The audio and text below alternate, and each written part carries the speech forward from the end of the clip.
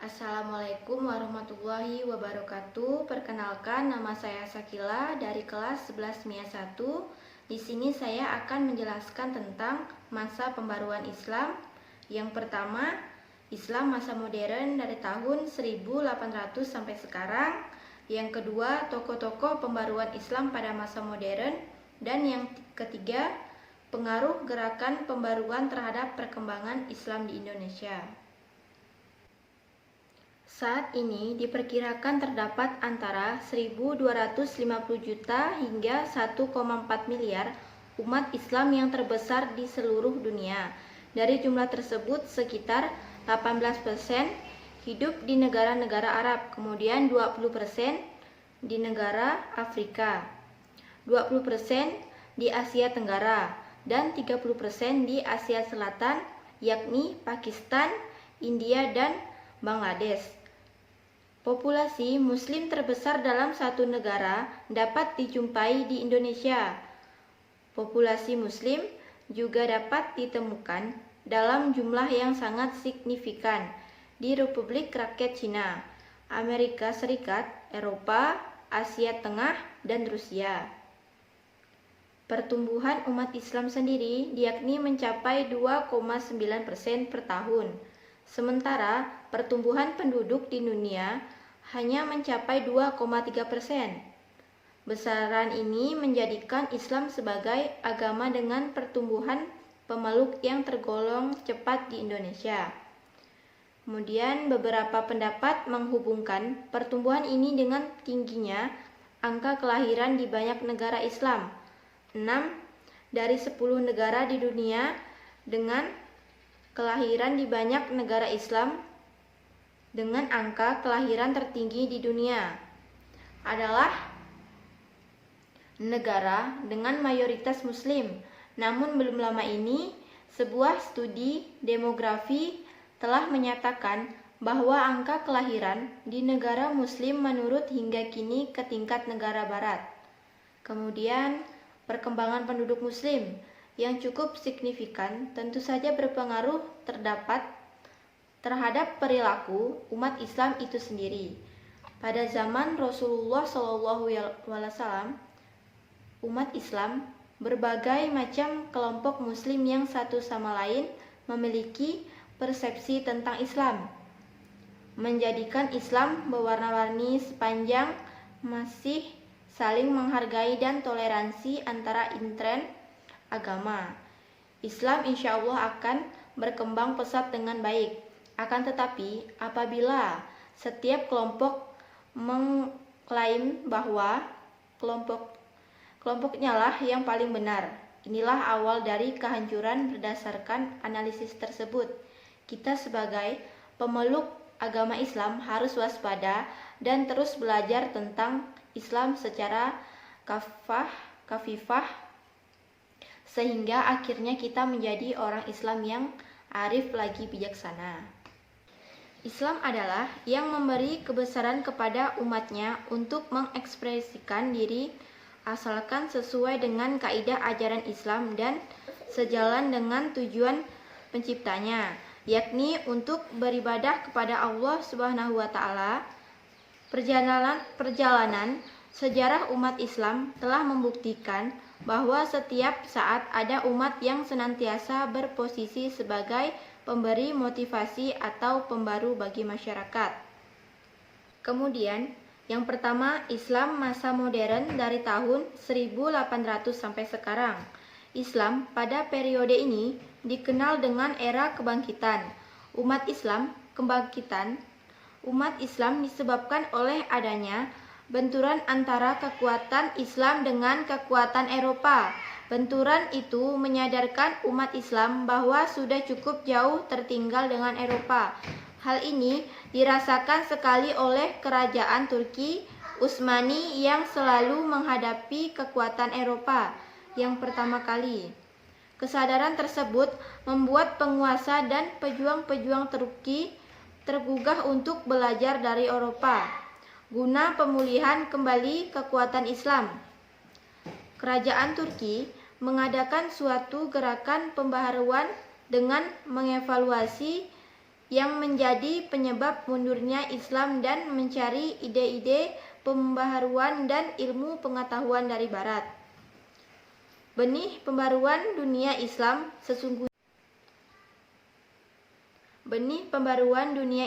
sesungguhnya telah muncul sekitar abad ke-13 Masehi ketika dunia Islam mengalami kemunduran di berbagai bidang. Saat itu pula lahirlah Taqiyuddin Ibnu Taimiyah, seorang muslim yang sangat peduli terhadap nasib umat Islam dengan mendapat dukungan muridnya Ibnu Qayyim Al-Jauziyah 691 sampai 751. Mereka ingin mengembalikan pemahaman keagamaan umat Islam kepada pemahaman dan pengamalan Rasulullah SAW. Gerakan salaf ini kemudian menjadi ciri gerakan pembaharuan dalam dunia Islam yang mempunyai ciri-ciri sebagai berikut. Yang pertama, memberikan ruang dan peluang ijtihad di dalam berbagai kajian keagamaan yang berkaitan dengan muamalah duniawiyah. Kemudian yang kedua, tidak terikat secara mutlak dengan pendapat ulama-ulama terdahulu.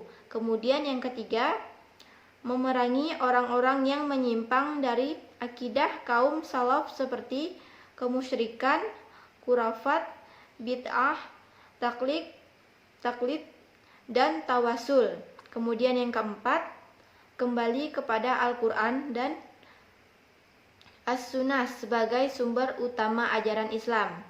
Secara garis besar, isi pemikiran Ibnu Taimiyah dan Ibnu Qayyim antara lain mengadakan pembaharuan dalam bidang agama, sosial, dan ekonomi, memberantas takayul dan bid'ah yang masuk ke dalam ajaran Islam, menghilangkan paham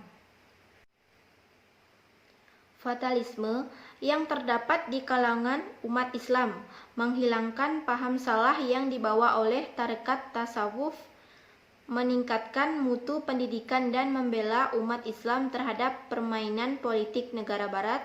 Selanjutnya, ide-ide cemerlang Ibnu Taimiyah dan Ibnu Qayyim dan yang lainnya dilanjutkan oleh tokoh-tokoh muda yang lahir pada abad ke-18.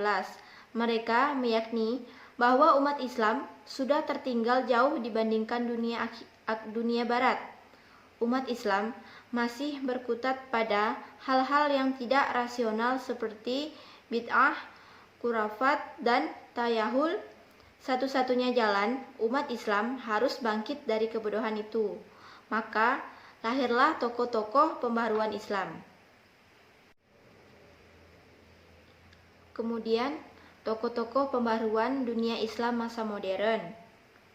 Tokoh-tokoh yang melopori gerakan pembaharuan dunia Islam antara lain Muhammad bin Abdul Wahab, Syah Waliullah, Muhammad Ali Pasha, Al-Tahtawi, kemudian Jamaluddin Al-Afghani, Muhammad Abduh, Rashid Rida, Syed Ahmad Khan, dan Sultan Mahmud II. Yang pertama, Muhammad bin Abdul Wahab. Di Arabia timbul suatu aliran Wahabiyah yang mempunyai pengaruh pada pemikiran pembaharuan di abad ke-19. Pencetusnya ialah Muhammad bin Abdul Wahab dari tahun 1703 sampai 1787 yang lahir di Uyainah, Najd, Arab Saudi. Setelah menyelesaikan pelajarannya di Madinah, ia pergi merantau ke Bashrah dan tinggal di ibu kota selama 4 tahun. Selanjutnya ia pindah ke Baghdad dan di sini ia menikah dengan seorang wanita kaya raya. 5 tahun kemudian setelah istrinya meninggal, ia pindah ke Kurdistan, selanjutnya ke Hamdan dan ke Isfahan. Di kota Isfahan, ia sempat mempelajari filsafat dan tasawuf. Setelah bertahun-tahun merantau, ia akhirnya kembali ke tempat kelahirannya di Najd. Pemikiran yang dicetuskan Muhammad bin Abdul Wahab untuk memperbaiki kedudukan umat Islam timbul bukan sebagai reaksi terhadap suasana politik seperti yang terdapat di kerajaan Utsmani dan kerajaan Mughal, tetapi sebagai reaksi terhadap paham tauhid yang terdapat di kalangan umat Islam di waktu itu. Kemurnian paham tauhid mereka telah dirusak oleh ajaran-ajaran terkerat yang semenjak abad ke-13 memang tersebar luas di dunia Islam. Soal tauhid memang merupakan ajaran paling dasar dalam Islam. Oleh karena itu, tidak mengherankan kalau Muhammad bin Abdul Wahab memusatkan perhatian pada soal ini. Ia berpendapat sebagai berikut: kebanyakan orang Islam bukan lagi penganut paham tauhid yang sebenarnya karena mereka meminta pertolongan bukan lagi dari Allah, tetapi dari syekh atau wali dari kekuatan gaib. Orang Islam demikian juga telah menjadi musyrik. Kemudian menyebut nama nabi, syekh atau malaikat sebagai perantara dalam doa juga merupakan syirik. Kemudian meminta syafaat selain dari kepada Allah Subhanahu wa taala adalah juga syirik. Kemudian bernazar kepada selain dari Allah Subhanahu wa taala juga termasuk syirik. Kemudian memperoleh pengetahuan selain dari Al-Qur'an, hadis dan kias analogi merupakan kekufuran. Tidak percaya kepada qada dan qadar Allah Subhanahu wa taala juga merupakan kekufuran. Kemudian demikian pula menafsirkan Al-Qur'an dengan takwil interpretasi bebas adalah kufur.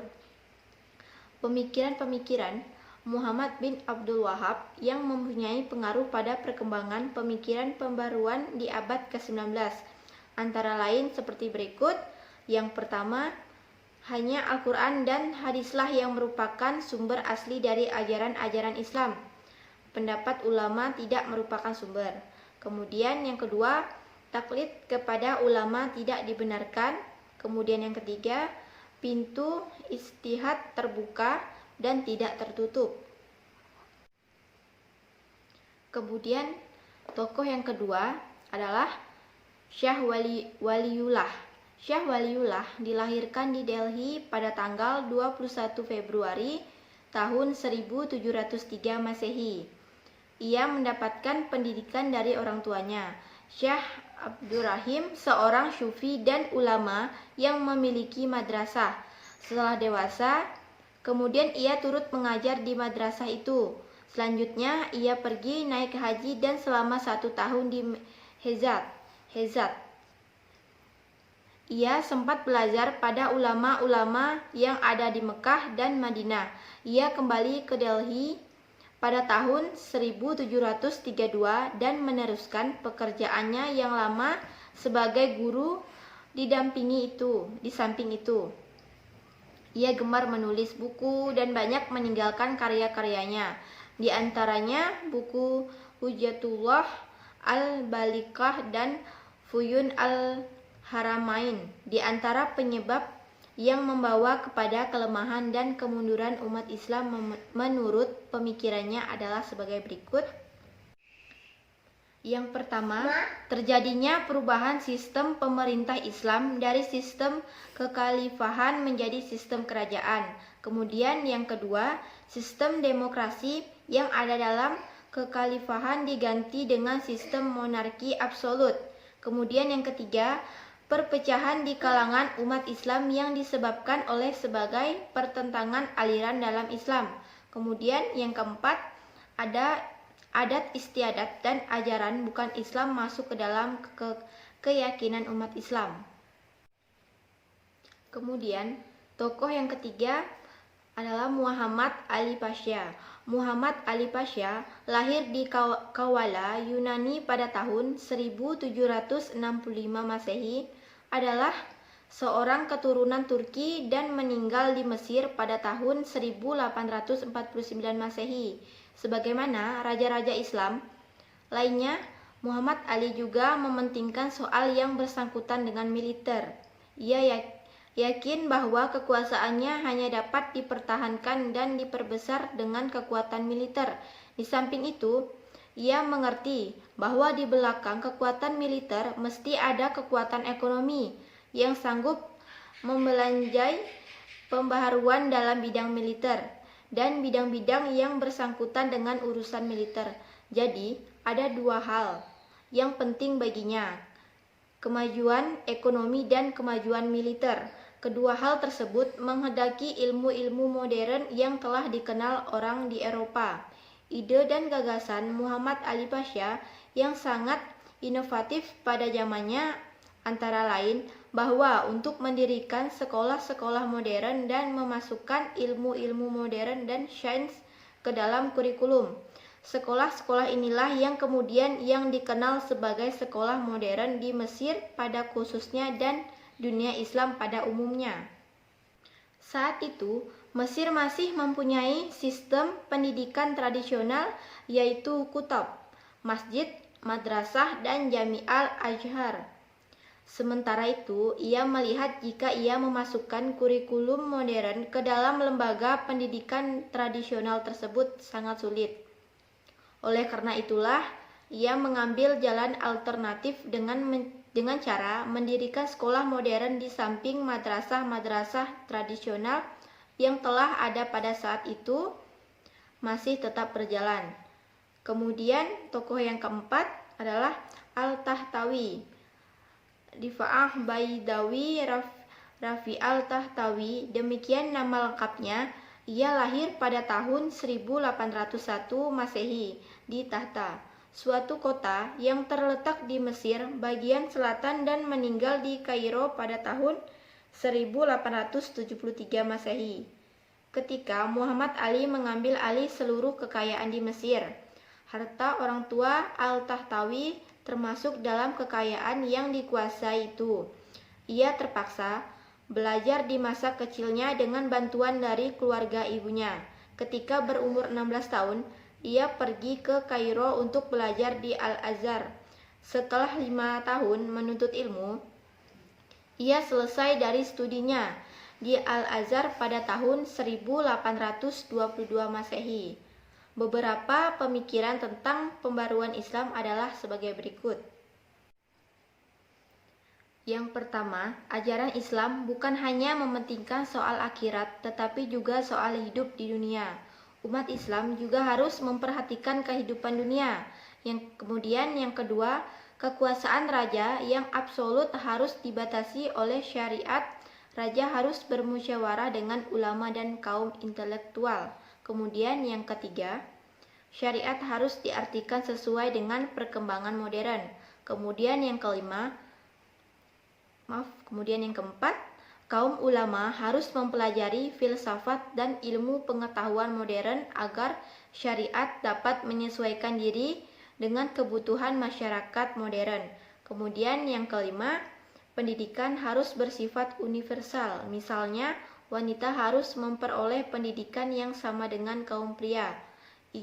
Istri harus menjadi teman dalam kehidupan intelektual dan sosial. Kemudian yang terakhir, umat Islam harus dinamis dan meninggalkan sifat statis. Kemudian, tokoh yang kelima adalah Jamaluddin Al-Afghani. Jamaluddin lahir di Afghanistan pada tahun 1839 dan meninggal dunia di Istanbul pada tahun 1897. Ketika baru berusia 22 tahun, ia telah menjadi pembantu bagi Pangeran Dost Muhammad Khan di Afghanistan. Di tahun 1864, ia menjadi penasihat Sher Ali Khan. Beberapa tahun kemudian, ia diangkat oleh Muhammad Azam Khan menjadi Perdana Menteri. Pada itu, Inggris mulai mencampuri soal politik dalam negeri Afghanistan, dan dalam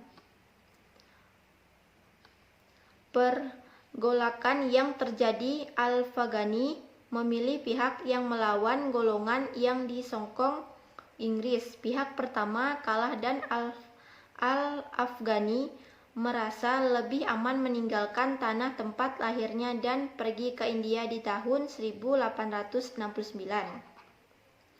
Kemudian beberapa pemikiran Jamaluddin Al-Afghani tentang pembaruan Islam adalah sebagai berikut.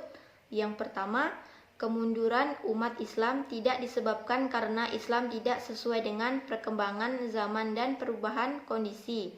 Kemunduran itu disebabkan oleh berbagai faktor. Kemudian yang kedua, untuk mengambilkan kejayaan pada masa lalu dan sekaligus menghadapi dunia modern, umat Islam harus kembali kepada ajaran Islam yang murni dan Islam harus dipahami dengan akal serta kebebasan.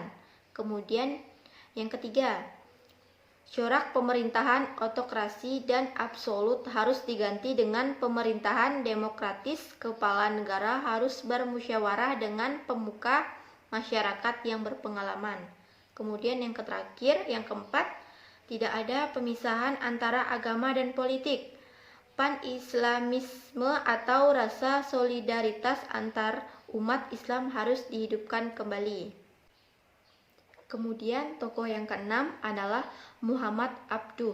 Muhammad Abduh dilahirkan di Mesir pada tahun 1849 Masehi. Bapaknya bernama Abduh Hasan Khairullah, berasal dari Turki yang telah lama tinggal di Mesir. Ibunya berasal dari bangsa Arab yang silsilahnya meningkatkan sampai ke suku bangsa Umar ibnu Al-Khattab. Pada tahun 1866 Masehi, Muhammad Abduh meneruskan studinya ke Al-Azhar. Sewaktu masih belajar di Al-Azhar, Jamaluddin Al-Afghani datang ke Mesir dalam perjalanan ke Istanbul. Di sinilah Muhammad Abduh untuk pertama kalinya bertemu dengan Jamaluddin Al-Afghani. Dalam pertemuan itu, Jamaluddin Al-Afghani mengajukan pertanyaan-pertanyaan mengenai arti beberapa ayat Al-Quran. Kemudian ia berikan tafsirannya. Perjumpaannya ini meninggalkan kesan yang baik dalam diri Muhammad Abduh.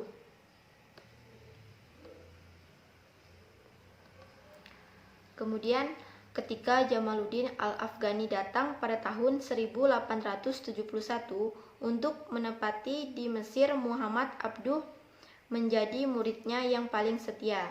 Ia mulai belajar falsafat di bawah pimpinan Jamaluddin Al-Afghani. Di masa ini, ia telah memulai menulis karangan-karangan untuk harian Al-Ahram yang pada itu baru saja didirikan pada tahun 1877. Studinya setelah di Al-Azhar dengan mendapat gelar alim. Ia mulai mengajar pertama di Al-Azhar, kemudian di Dar al-Ulum, dan juga di rumahnya sendiri. Di antara buku-buku yang diajarkannya ialah buku akhlak karangan Ibnu Miskawayh, Muqaddimah Ibnu Khaldun, dan sejarah kebudayaannya Eropa karangan Guizjot yang diterjemahkan Al-Tahtawi ke dalam bahasa Arab pada tahun 1857. Sewaktu Jamaluddin Al-Afghani diusir dari Mesir pada tahun 1879 karena dituduh mengadakan gerakan menentang Khedive Taufik, Muhammad Abduh yang juga dipandang turut campur dalam soal ini dibuang keluar kota Kairo. Tetapi di tahun 1880 ia boleh kembali ke ibu kota dan kemudian diangkat menjadi redaktur surat kabar resmi pemerintah Mesir. Kemudian adapun ide-ide pembaruan Muhammad Abduh yang membawa dampak positif bagi pengembangan pemikiran Islam adalah sebagai berikut. Yang pertama, pembukaan pintu ijtihad. Menurut Muhammad Abduh, ijtihad merupakan dasar penting dalam menafsirkan kembali ajaran Islam. Kemudian yang kedua, penghargaan terhadap akal. Islam adalah ajaran rasional yang sejalan dengan akal, sebab dengan akal ilmu pengetahuan akan maju. Kemudian yang terakhir, yang ketiga, kekuasaan negara harus dibatasi oleh konstitusi yang telah dibuat oleh negara yang bersangkutan. Kemudian tokoh yang ketujuh adalah Rashid Ridha. Rashid Ridha adalah murid Muhammad Abduh yang terdekat. Ia lahir pada tahun 1865 di Al-Qalmun, suatu desa di Lebanon yang letaknya tidak jauh dari kota Tripoli atau Suriah. Menurut keterangan, ia berasal dari keturunan Al-Husain, cucu Nabi Muhammad SAW. Oleh karena itu, ia memakai gelar Al-Syahid di depan namanya. Semasa kecil, ia dimasukkan ke dalam madrasah tradisional di Al-Qalamun untuk belajar menulis, berhitung, dan membaca Al-Quran. Pada tahun 1882, ia meneruskan pelajaran di Madrasah Al-Wataniyah Al-Islamiyah, Sekolah Nasional Islam di Tripoli. Di madrasah ini, selain dari bahasa Arab, diajarkan pula bahasa Turki dan Prancis. Dan di samping pengetahuan-pengetahuan agama, juga pengetahuan-pengetahuan modern. Sekolah ini didirikan oleh Al-Syaikh Husain Al-Jir, seorang ulama Islam yang telah dipengaruhi oleh ide-ide modern. Di masa itu, sekolah-sekolah misi Kristen telah mulai bermunculan di Suriah dan banyak menarik perhatian orang tua untuk memasukkan anak-anak mereka belajar di sana. Dalam usaha menandingi daya tarik sekolah-sekolah misi, inilah maka Al-Syaikh Husain Al-Jir mendirikan Sekolah Nasional Islam tersebut karena mendapatkan tantangan dari pemerintah Kerajaan Utsmani. Umur sekolah itu tidak panjang. Rashid Ridha meneruskan pelajarannya di salah satu sekolah agama yang ada di Tripoli. Tetapi pada itu hubungan dengan Al-Syaikh Husain Al-Jir berjalan terus dan guru inilah yang menjadi pembimbing baginya di masa muda. Selanjutnya, ia banyak dipengaruhi oleh ide-ide Jamaluddin Al-Afghani dan Muhammad Abduh melalui majalah Al-Urwah Al-Wusfa. Ia berniat untuk menggabungkan diri dengan Al-Afghani di Istanbul, tetapi niat itu tak terwujud sewaktu Muhammad Abduh berada dalam pembuangan di Beirut. Ia mendapatkan kesempatan baik untuk berjumpa dan berdialog dengan murid Al-Afghani yang terdekat ini. Perjumpaan dan dialognya dengan Muhammad Abduh meninggalkan kesan yang baik dalam dirinya. Pemikiran-pemikiran pembaharuan yang diperolehnya dari Al-Syaikh Husain Al-Jir dan yang kemudian diperluas lagi dengan ide-ide Al-Afghani dan Muhammad Abduh amat memengaruhi jiwanya. Kemudian ia mulai mencoba menjalankan ide-ide pembaharuan itu ketika masih berada di Suriah. Tetapi usaha-usahanya mendapat tantangan dari pihak kerajaan Utsmani.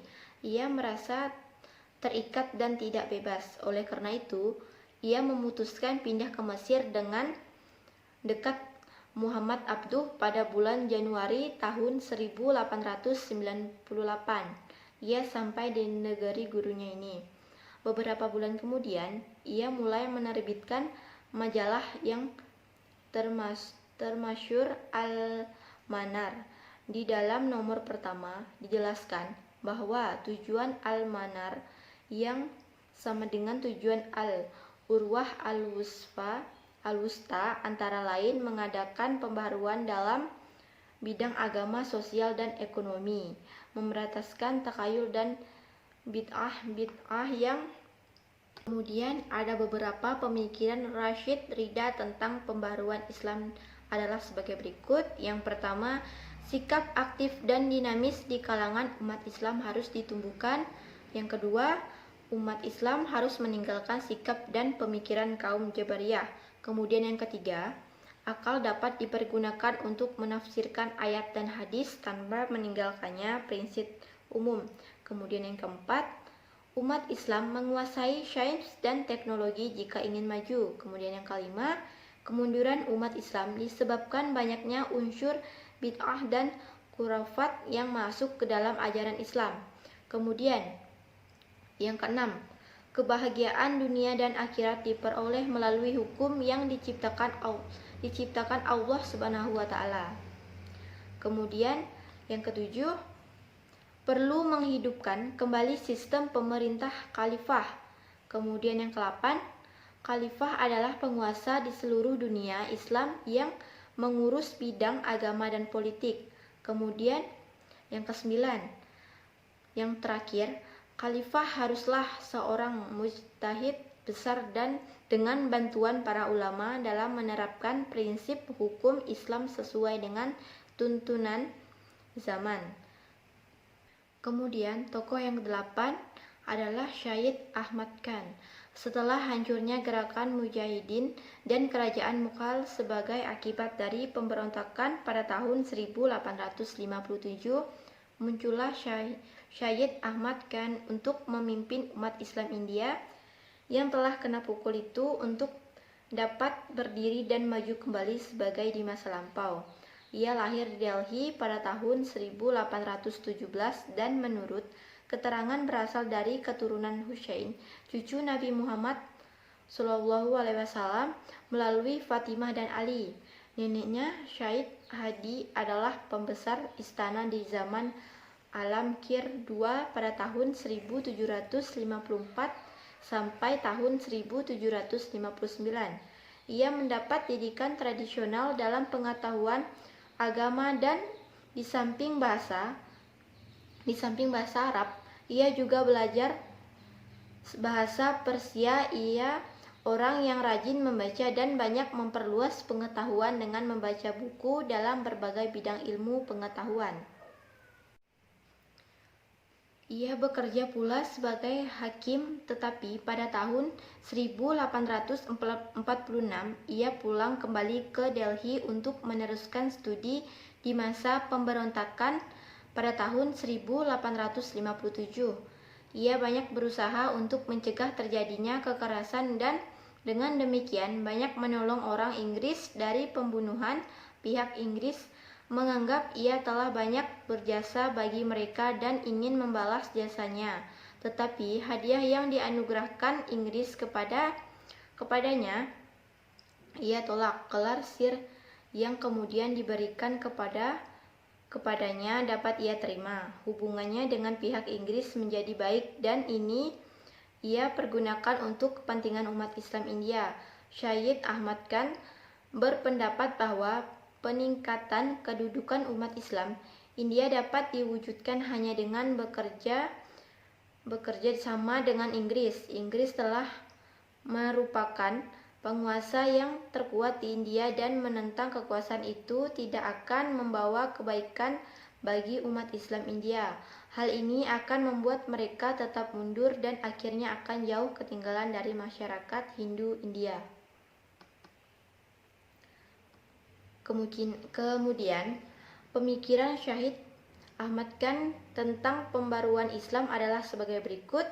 Yang pertama, kemunduran umat Islam disebabkan tidak mengikuti perkembangan zaman dengan cara menguasai sains dan teknologi. Yang kedua, ia berpendirian bahwa manusia bebas berkehendak dan berbuat sesuai dengan sunatullah yang tidak berubah. Gabungan kemampuan akal, kebebasan manusia berkehendak dan berbuat, serta hukum alam inilah yang menjadi sumber kemajuan ilmu pengetahuan dan teknologi modern. Kemudian yang ketiga, sumber ajaran Islam hanyalah Al-Quran dan hadis. Kemudian yang keempat, ia menentang taklid dan perlu adanya ijtihad sehingga umat Islam dapat berkembang seiring dengan kemajuan ilmu, pengetahuan, dan teknologi modern. Kemudian yang kelima, yang terakhir, ia berpendapat satu-satunya cara untuk mengubah pola pikir umat Islam dari keterbelakangan adalah pendidikan. Kemudian yang selanjutnya, tokoh yang ke-9 adalah Sultan Mahmud II. Pembaruan di kerajaan Ustami pada abad ke-19 sama halnya dengan pembaruan di Mesir, juga dipelopori oleh raja. Kalau di Mesir Muhammad Ali Pasha lah raja yang memelopori pembaharuan di kerajaan Utstami. Raja menjadi pelopor pembaharuan adalah Sultan Mahmud II. Mahmud lahir pada tahun 1785 dan mempunyai didikan tradisional antara lain pengetahuan agama, pengetahuan pemerintah, sejarah dan sastra Arab, Turki dan Persia. Ia diangkat menjadi sultan pada tahun 1800 dan meninggal pada tahun 1839. Di bagian pertama dari masa kesultanannya, ia disibukkan oleh peperangan dengan Rusia dan usaha menundukkan daerah-daerah yang mempunyai kekuasaan otonomi besar. Peperangan dengan Rusia selesai pada tahun 1812 dan kekuasaan otonomi daerah akhirnya dapat ia perkecil kecuali kekuasaan Muhammad Ali Pasha di Mesir dan satu daerah otonomi lain di Eropa.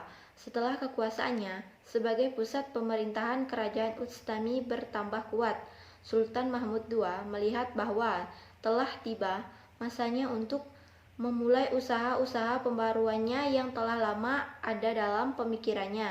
Sebagaimana sultan-sultan ini, hal pertama yang menarik perhatiannya ialah pembaharuan di bidang militer. Sultan Mahmud II banyak melakukan gerakan pembaruan dalam dunia Islam, yaitu sebagai berikut. Yang pertama, menerapkan sistem demokrasi dalam pemerintahan. Kemudian yang kedua, menghapus pengultusan sultan yang dianggap suci oleh rakyatnya. Kemudian yang ketiga, memasukkan kurikulum umum ke dalam lembaga-lembaga pendidikan madrasah. Kemudian yang keempat, mendirikan sekolah Maktebi Ma'arif yang mempersiapkan tenaga-tenaga administrasi dan Maktebi Ulum-i Edebiyat yang mempersiapkan tenaga-tenaga ahli penerjemah. Kemudian yang kelima, yang terakhir, mendirikan sekolah kedokteran, militer, dan teknik. Kemudian tokoh yang terakhir, yang ke-10, yaitu Muhammad Iqbal. Muhammad Iqbal berasal dari keluarga golongan menengah di Punjab dan lahir di Sialkot pada tahun 1876. Untuk meneruskan studi, ia kemudian pergi ke Lahore dan belajar di sana sampai ia memperoleh gelar kesarjanaan MA. Di kota itulah ia berkenalan dengan Thomas Arnold, seorang orientalis yang menurut keterangan mendorong pemuda Iqbal untuk melanjutkan studi di Inggris. Pada tahun 1905, ia pergi ke negara ini dan masuk ke Universitas Cambridge untuk mempelajari falsafat. 2 tahun kemudian ia pindah ke Munich di Jerman dan disinilah ia memperoleh gelar PhD dalam tasawuf. Tesi doktoral yang diajukan berjudul The Development of Metaphysics in Persia, perkembangan metafisika dan Persia. Pada tahun 1908, ia berada kembali di Lahore dan di samping pekerjaannya sebagai pengacara, ia menjadi dosen falsafat. Kemudian ada berbeda dengan pembaruan lain, Muhammad Iqbal adalah penyair dan filosof, tetapi pemikirannya mengenai kemunduran dan kemajuan umat Islam mempunyai pengaruh pada gerakan pembaruan Islam, antara lain. Yang pertama, ijtihad mempunyai kedudukan penting dalam pembaruan Islam dan pintu ijtihad tetap terbuka. Kemudian yang kedua, umat Islam perlu mengembangkan sikap dinamisme dalam syiarnya. Ia mendorong umat Islam untuk bergerak dan jangan tinggal diam. Kemudian yang ketiga, kemunduran umat Islam disebabkan oleh kebekuan dan kejumudan dalam berpikir. Kemudian yang keempat, hukum Islam tidak bersifat statis, tetapi dapat berkembang sesuai perkembangan zaman. Kemudian yang kelima, umat Islam harus menguasai sains dan teknologi yang dimiliki Barat. Kemudian yang keenam, perhatian umat Islam terhadap zuhud menyebabkan kurangnya perhatian terhadap masalah-masalah keduniaan dan nasional kemasyarakatan. Kemudian ada beberapa perilaku yang dapat dijadikan cerminan terhadap penghayatan akan sejarah perkembangan Islam pada masa pembaruan ini. Hal tersebut adalah sebagai berikut. Yang pertama, menyikapi kejadian masa lalu dengan sikap sabar dan menanamkan jihad yang sesuai dengan ajaran Al-Quran dan hadis.